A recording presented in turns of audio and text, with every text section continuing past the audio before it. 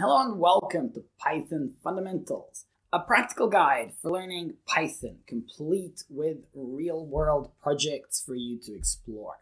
My name is Sanjan Dedic, and I'm going to quickly introduce myself before we get started. Now, I'm a robotics engineer. I did my degree at the Australian National University back in 2007. I was one of the first people to study mechatronics in the country. So I worked for 5 years as a product development engineer, partly in the mining industry, did a lot of control systems work. And for the past 7 years, I have been teaching. I taught in a high school, and I currently teach at Kiosk, which is a part of Swinburne University.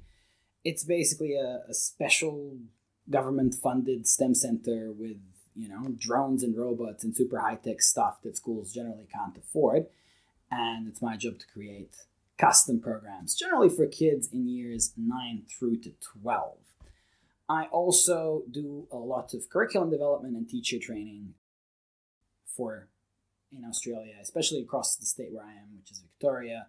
So a lot of the programs that the kids do in school, for example, with Python and the BBC Microbit, which combines microcontrollers and Python, that's some of the curriculum that I took part in writing. So let's get started with what's in the course.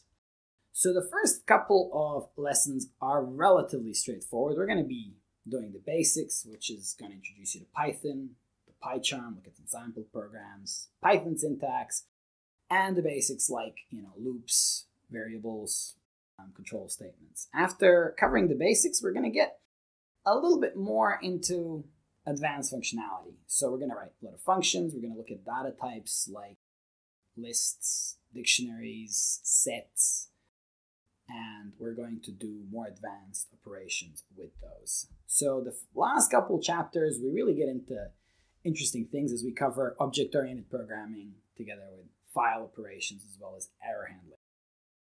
So this is going to be the title maps, and I'm just going to, off the cuff, sort of tell you what's coming in the lessons. So lesson 1, introducing Python. And this is the lesson you're currently in. So I'm going to give you a general idea about what Python is, why it's cool, why it's useful. You're going to get to see programs being run in Python. Nothing too advanced. We're not really going to cover any concepts to real depth. It'll just give you an experience. And we're also going to talk about some best practice norms that it's good idea to get into before getting started. Lesson 2 is another short one. We're going to cover variables, and we're going to cover inputs, and we're going to do basic programs that take a user input and do some computations. Lesson 3, data types. Now this is where we begin to really get into things. So we're going to be covering strings, lists, integers, floats, and various operations that have to do with, for example, strings and lists. So in lesson 4 is where we pick up pace again, because we cover essentially loops and control statements. So together with variables and data types, we're able to do programs that do meaningful stuff. Lesson 5 scales things up. So we cover functions fairly in depth, and we even include lambda functions, which is sort of an interesting niche Python feature. Lesson 6, we do lists and tuples. So operations with both and all the most popular methods that either have to offer. Lesson 7, we do the same with dictionaries and sets. So at this point, we've built a toolkit for all the necessary skills to start worrying about complexity and organization. And this is where we jump into object-oriented programming. So this is going to be the biggest chapter in the whole course. And we are going to do something like 12, 13 example programs with at least 5 different classes. We'll also cover concepts like encapsulation and inheritance.